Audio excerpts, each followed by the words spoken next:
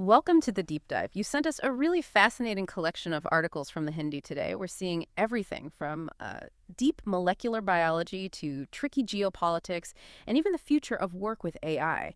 So let's dive right into these sources and pull out the most important insights for you. We'll start in the science section with, well, one of biology's biggest mysteries: how proteins actually fold. Proteins are the real workhorses in every single cell, right?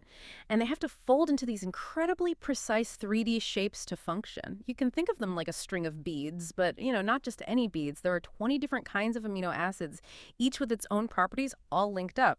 And the exact order, the sequence, dictates that final shape. Shape is everything for function. If it's messed up, the protein just doesn't work. Way back in 1959, an American biochemist, Walter Kaufmann, had this pretty radical idea. He suggested some amino acids love water hydrophilic and others, like tryptophan, really don't. They're hydrophobic.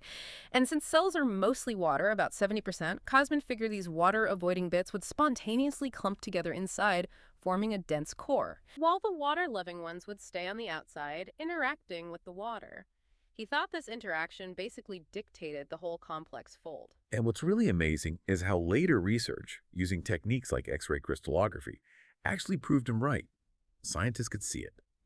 The hydrophobic amino acids were indeed often tucked away deep inside the protein's core. And the hydrophilic ones, they were mostly on the surface. So for decades, the thinking was that these cores must be incredibly sensitive, sacrosanct almost. Change even one amino acid in there, people thought, and you could completely wreck the protein's shape and its job.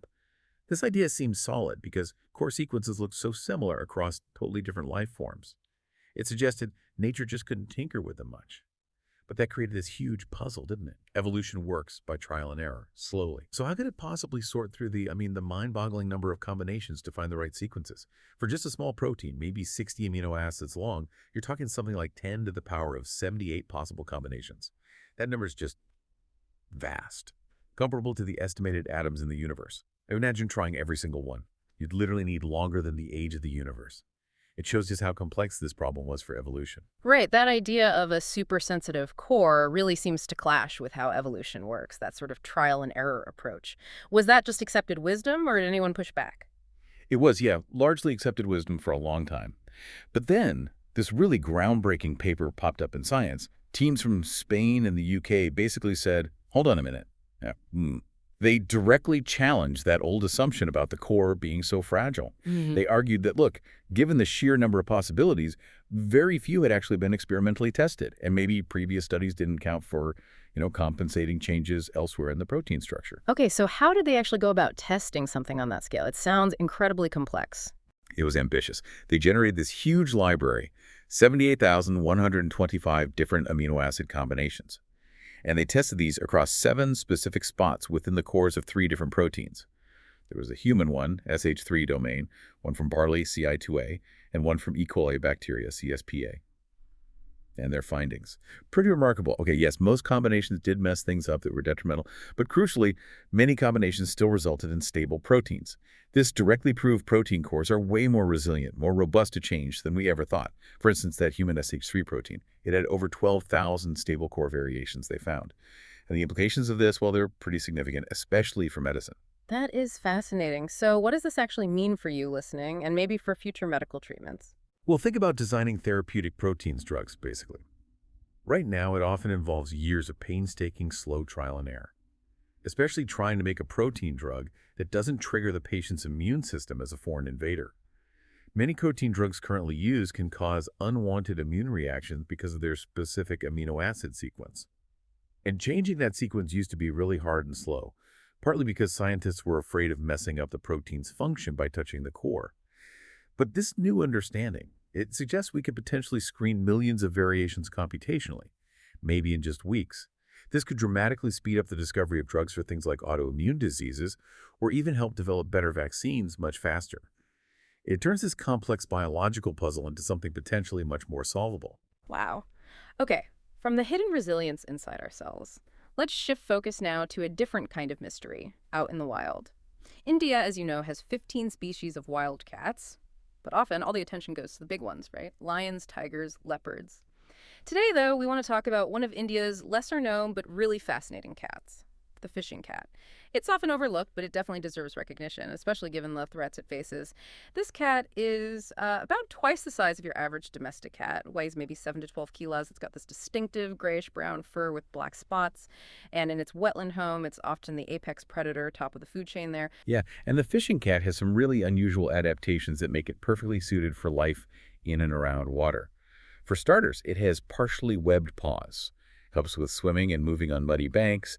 It also has a dense, kind of water-resistant coat, and amazingly, it can swim fully submerged. That's not something you usually associate with cats, is it? Its claws are also different. Unlike most cats, they don't fully retract, they kind of protrude slightly. This helps grip slippery mud and obviously hold on to fish. Fish are its main food, though it's an opportunist. It'll take rodents, birds, even chickens if it gets the chance. Interestingly, studies show it spends about half its hunting time just waiting near the water's edge. Only about 5% of its hunting time is actually spent submerged. In shallow water, it'll wade slowly, sometimes tapping the water to flush fish out, then grabbing them with its mouth. A web-footed cat. It's quite something. A specialized hunter indeed. So where can we actually find these cats in India? Is the range wide? It's actually quite patchy, their distribution. You find populations in the Himalayan Terai region, some marshy areas in western India, the Sundarbans, mangrove forests, of course, also along the east coast and even down in Sri Lanka. Finding them isn't easy. They're nocturnal and pretty elusive. So surveys often rely on camera traps placed near water bodies. There was a relatively successful count done in Chilka Lake in Odisha. It's got lots of fish and, importantly, less human conflict there. They estimated around 750 cats in that area, which is about 1,100 square kilometers. That healthy number really contrasts with places like the Sundarbans, where populations seem to be dropping quite fast. And there was actually a bit of good news from Rajasthan earlier this year. Fishing cats were thought to be extinct there, but new sightings popped up in Keeladeo National Park. That was a very welcome surprise. That is good news about Rajasthan. But what are the main drivers behind the declines elsewhere? What threats are they facing? The biggest one, overwhelmingly, is habitat loss. It's quite stark. Estimates suggest India has lost something like 30 to 40% of its wetlands in the last 4 decades alone, lost or severely degraded. And wetlands are their home, their hunting ground. Losing that is just devastating for them. So, the key takeaway for conservation here is crystal clear. Protecting these wetland ecosystems is absolutely vital for the fishing cat's survival. Human encroachment is the other major threat. Local communities often see them as pests, raiding fish ponds or taking chickens. And sadly, this leads to revenge killings. Quite a number have been documented. This really highlights the challenge, doesn't it? How do we find ways for people and wildlife like the fishing cat to coexist? Community-based conservation efforts seem really crucial here. Absolutely. On that conservation front, I read there's a new project starting up that sounds promising. Yes, that's right. This year, the Wildlife Institute of India, based in Dehradun, they've kicked off a new project. They're focusing on the Godavari River estuaries down in the Karinga Wildlife Sanctuary. They're actually using GPS collars fitted onto the cats. These collars then integrate with GIS mapping systems, so they get really precise location data continuously. This data is incredibly valuable. It'll give detailed insights into exactly which habitats they prefer, how they move around the landscape, and crucially, where their territories overlap with human settlements. All this information is vital for designing smarter, more effective strategies to help protect and hopefully boost their populations. It's fascinating how we're using this tech to understand and hopefully save a species under pressure. Okay, from wildlife conservation challenges, let's shift our focus now to human governance and a pretty significant story coming out of Bihar. We're talking about the Special Intensive Revision, or SR, of the electoral rolls there. The draft voter list just came out on August 1st, and the headline figure is pretty stark. 65 lakh names have been removed from the list. That's a lot of people. It's a huge number, absolutely. So the first phase of this SR process involved booth-level officers, the BLOs, doing house-to-house visits. They distributed these pre-printed enumeration forms. Initially, the rules for proving who you were and your date of birth were quite strict. You needed one of 11 specific types of documents. And interestingly, things like an Aadhaar card or even the existing voter ID card weren't on that initial list of 11. Predictably, it became clear that many voters just couldn't produce those specific documents. So the Election Commission, the EAC, put out an advertisement around July 6th. It basically urged people to submit their forms anyway, even without those documents. The decision on inclusion was then left to the local electoral registration officers, the EROs, based on their own local investigations or other evidence they might find. Anyone who got their form in by the deadline was included on this draft roll that's just been published. Right. So these 65 missing names from the draft, who are they exactly? How did the EC explain such a massive drop? And I suppose, how verifiable are those explanations? Good questions. Before this SR started, Bihar had about 7.89 crore registered voters. The new draft list has 7.24 crore, hence the drop of over 65 lakh. The EC's breakdown for these removals is 22.34 lakh people identified as deceased. Another 36.28 lakh were classified as having migrated permanently or just couldn't be traced at their registered address. And 7.01 lakh were found to be duplicate entries. Patna district actually saw the highest number of these cases, nearly 4 lakh voters not included there. The EC also mentioned that during the house visits, they identified a large number of foreign nationals from Nepal, Bangladesh, Myanmar, who obviously wouldn't be included on the Indian voter list. Now, the Hindu did its own analysis, comparing this draft list to a list from January 2025. Their analysis showed a drop of about 56 lakh names. Interestingly, this included 31 lakh fewer women voters and 25 lakh fewer men. That gender split is a bit unusual, especially since male migration out of Bihar is typically higher. Their analysis also suggested, based on 2011 census data, that districts with larger Muslim populations tended to see higher rates of deletions. It's worth noting, the whole SIR process is currently facing challenges, with objections being heard by the Supreme Court. Okay, and what about those people who submitted forms but didn't have the initially required documents? What happens to their cases now? Is it just up in the air? Not exactly up in the air, but their cases are now at the discretion of the local EROs and their assistants, the AROs. They'll be scrutinizing eligibility based on whatever documents were submitted, plus the field reports from the BLOs who did the house visits. If the ERO or AARAE still doubts someone's eligibility after reviewing everything, they're required to initiate what's called a suo motu inquiry, basically, an inquiry on their own initiative. They have to issue a formal notice to the voter in question, asking them to show why their name shouldn't be deleted. Then, based on further field checks, documentation, or other evidence, they'll make a final decision on inclusion. And this is crucial. The EC has mandated that for any name deletion from the draft roll, the officer must issue a speaking order. That means they have to provide clear, written reasons for the deletion. It's a key transparency measure. Now, throughout August, people can file claims and objections regarding the draft roll, either to get their name added, if wrongly excluded, or to object to someone else's inclusion. So far, apparently about 7,252 such claims and objections have come in from individuals. This whole situation really raises fundamental questions, doesn't it? About the potential impact on citizens' democratic rights and ensuring fairness in the whole electoral process. Indeed.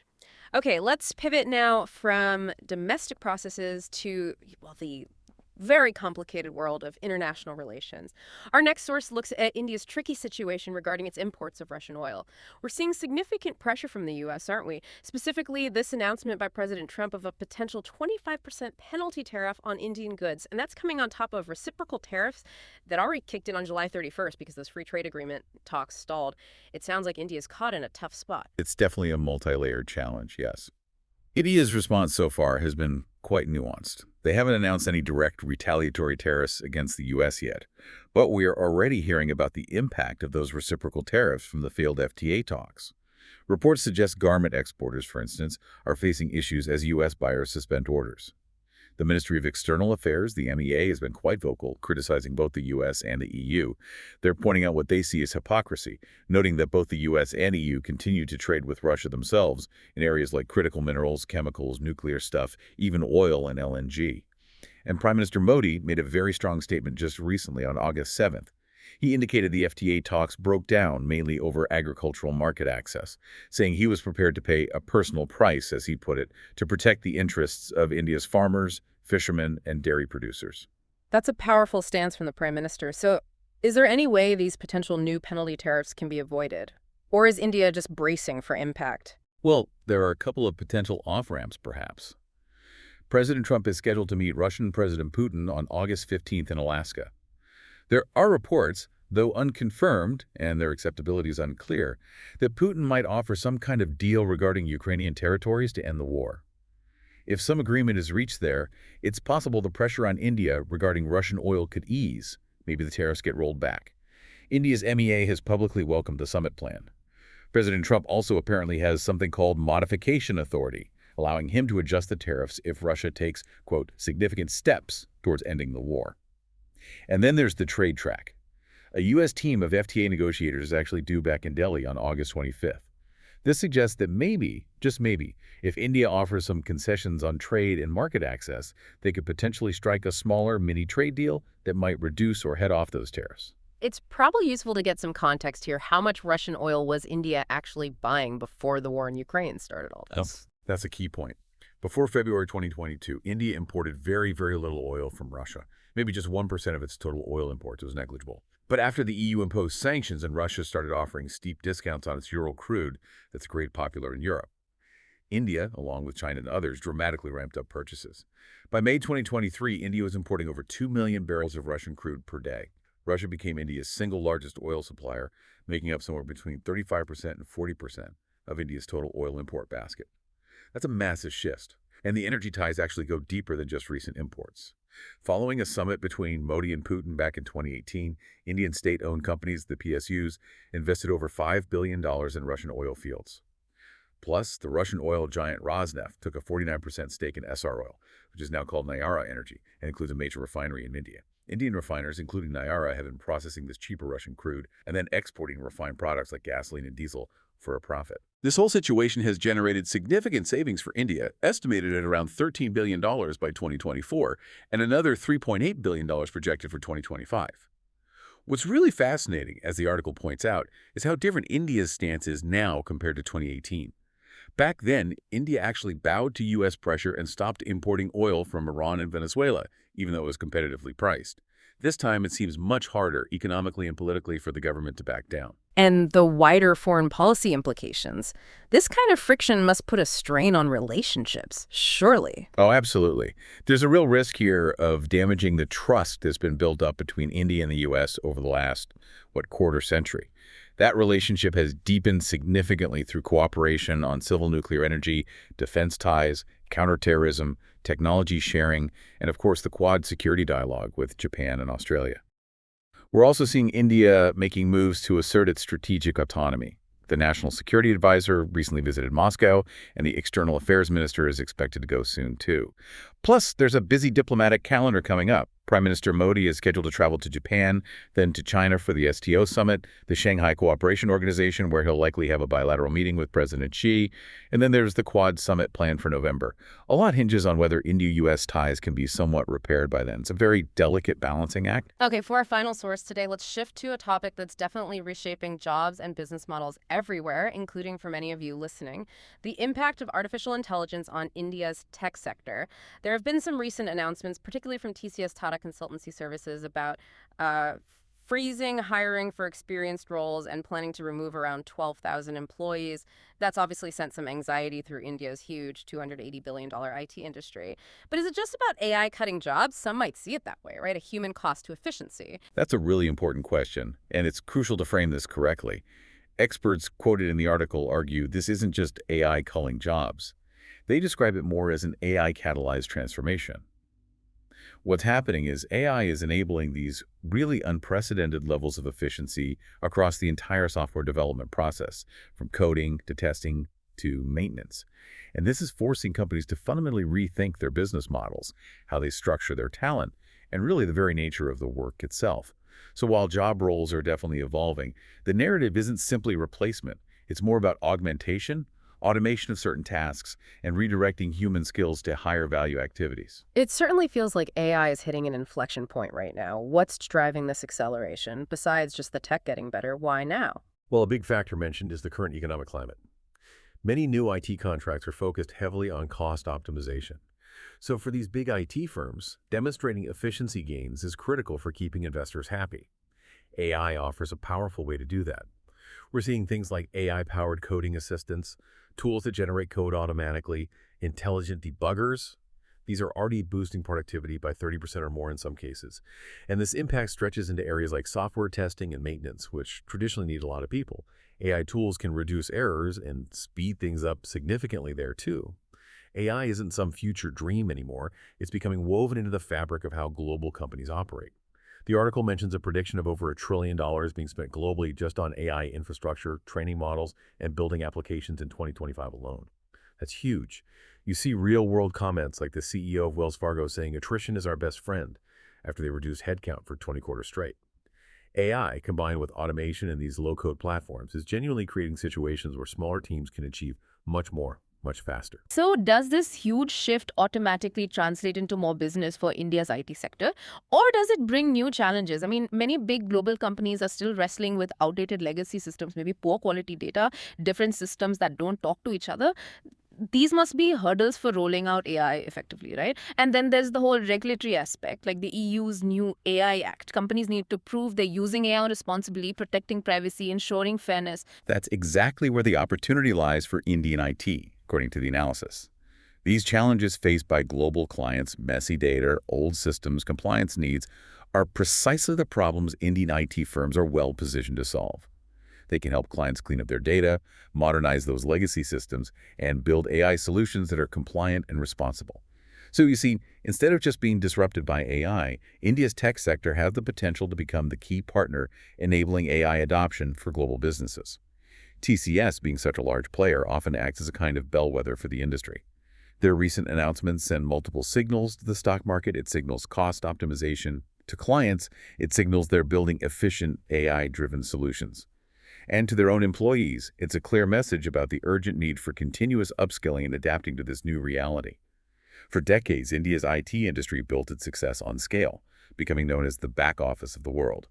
But experts in the piece argue that era is now, well, sunsetting. Sunsetting, that sounds quite final. What's taking its place then? Yeah, it signifies a fundamental shift.